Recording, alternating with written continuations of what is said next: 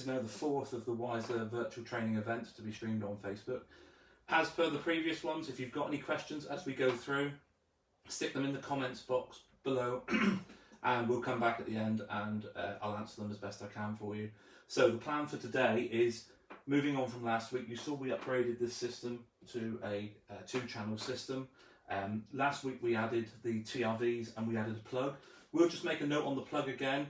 Remember, this is for extending the devices network. So if you've got issues where you've got a TRV that won't communicate with the hub, you need to add one of these. These don't boost Wi-Fi, they boost purely the devices network. You can have 10 of them on a system and they will handle 6 devices being passed through them each. So just something to remember. What we'll do today, I'll take you through the customer journey. So up until now, we've been using our own device, we've been talking directly to the hub. We're now at the stage where we've proved that everything's working, all the devices are sat on the network quite happily. We're now ready to hand it over to the customer. So let me bring you in a bit tighter so you can see what's going on.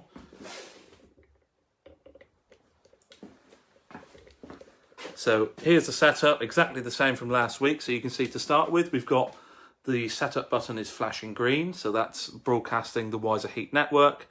And there's our iPad with the zones that we set up last week. So we know it all works. If we boost on any of the devices, we can see it reflected in the app. Let's now get the customer involved. So first thing is, click on the little icon at the top there and hit the logout button. You hit yes, and it takes you back to the home screen. So we're now ready to either log into our own account if we've got one, or we can move on to the next job, again, using our own device. So we get rid of our device and we invite the customer to come in. So customer comes in with their phone. So this is now the customer's phone. So we get the customer to download the 𝘁𝗱𝗲 app. Just get ready to log out of this one at the moment because it's looking at the moment at another system. But the principle here, we've got to do exactly the same that we did with our iPad, the customer will now do with their phone. So let me just wait for this one to time out so that we can log out from it. It won't ever pick up because it's an old system. So there we go. So this is now the customer's phone. They've just downloaded the app. Set up, create an account exactly as we did before. Hit the heat hub.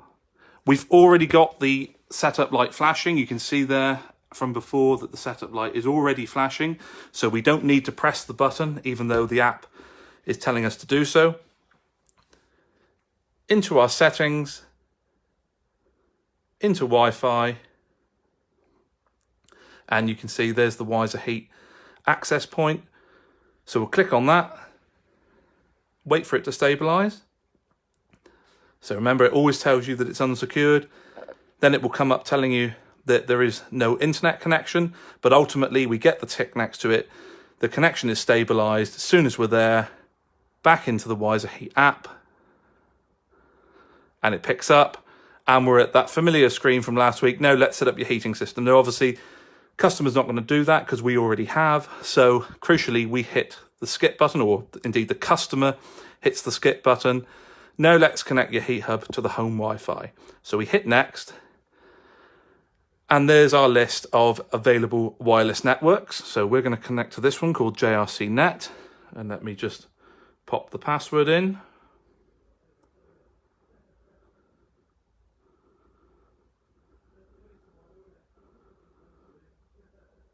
Okay, so there's the password for that wireless network, JRC Net.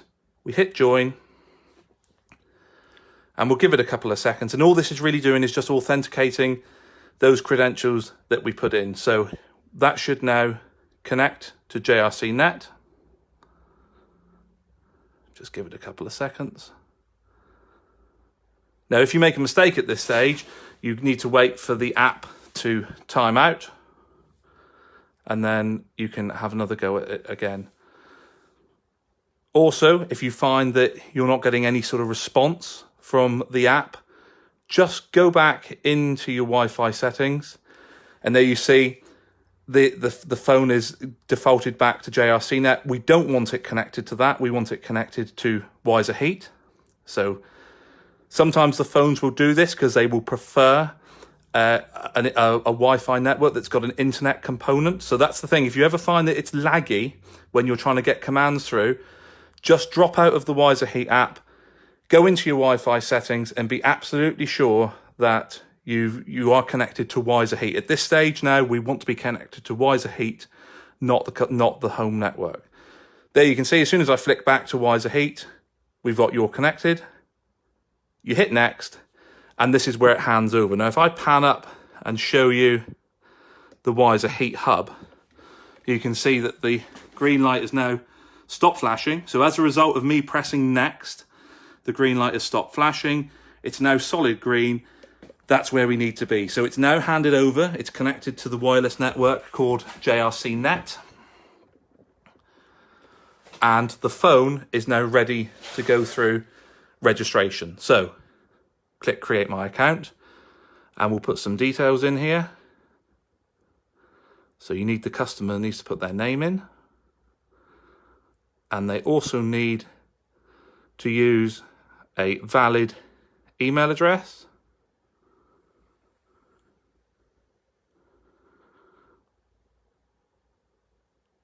So there we go, there's our email address, and we'll put a password in there. You can see this is why, as an installer, you don't really get involved with this if the customer's not there, because you're not going to be able to complete all of these steps, and you're going to be waiting around while the customer responds to the confirmation email. So there we go, valid email address, accept the license agreement just at the bottom there, and then you hit next. And now you're faced with this screen, which is waiting for the confirmation email to be clicked through. Now, if you've made a mistake at this stage, you can go in, you can hit the incorrect email address, and you can change your email, but you can see at the top there, the email's just come in. So if I click on that, it will take me out to the inbox. Now, there's a point here that you might want to make with your customer. If they're not particularly good at backgrounding apps, so if they're not very good at switching between apps without closing them, get them to click this confirm button on a different device.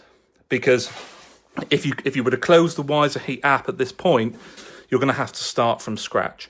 So if they're proficient at moving between different apps and different windows, then by all means do it this way. If not, get them to go into their emails, leave the 𝘁𝗁𝗲 app on the phone, sort of in the foreground, and click the confirm button on a different device. We'll do it here. So hit confirm. You then get the email telling you it's verified. And if we go back into the 𝘁𝗁𝗲 app, you can see that now responds to the fact that we've done that click through. It verifies your email address, and we've now got to put details in about the home. So pop the address in. Now, you can change the address later if you want. You can do it from in the app now. It's a recent update that we added. But you do need to make sure that this is accurate, because if you're going to use things like eco mode, where it uses the weather data, this is what drives the weather data. So for your particular area. So this is what your system will respond to. So make sure that you enter a valid address like that. Now, you can see that we're now ready to hit the next button. But before we do that, there's a couple of checks that we need to make. Firstly, have a look at the setup button. Make sure that it is solid green. If it's anything other than solid green, if it's flashing red, or if it's solid red, there's no point in pressing the next button. There's no point in hitting next, because you're going to fail pairing. Because if what it means, anything other than green means it can't see the cloud connection. So it's important that we make sure that the setup light is solid green. And also on the phone, we want to make sure that the phone is now connected to exactly the same wireless network as the hub. So if we go out into our settings, you can see now the phone is connected to JRC Net, and so is the hub. Now, if I had lots of different extenders in here, so if I had like JRC Net, EXT, I need to make sure that the hub and the phone are connected to exactly the same access point. So it's no good the phone being connected to an extender, the hub being connected directly to the router. They've both got to be on exactly the same SSID, in which case it is JRC Net. So with that, we can now go back into Wiser Heat, and we can hit the next button. And you get this message, pairing to your account. You get a green dot in all 3 of the field, or all 4 of the fields.